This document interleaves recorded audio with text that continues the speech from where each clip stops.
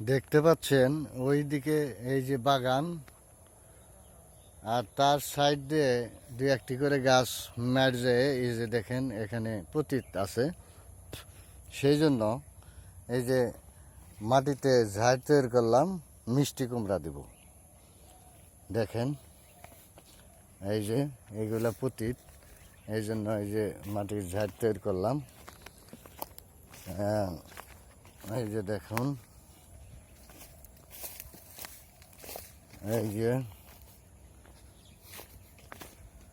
এই যে দেখেন বিশাল অবস্থা। এদিকে প্রচুর জমি পতিত পড়ে আছে।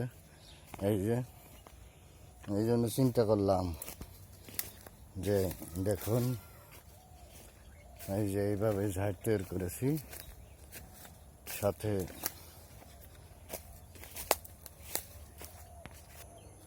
দেখতে পাচ্ছেন এই যে জৈব সার দিয়ে দিচ্ছি।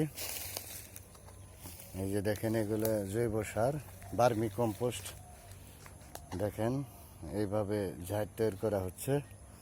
ভিডিওটি ভালো লাগলে লাইক, কমেন্ট, শেয়ার এবং সাবস্ক্রাইব করবেন। ধন্যবাদ সবাইকে।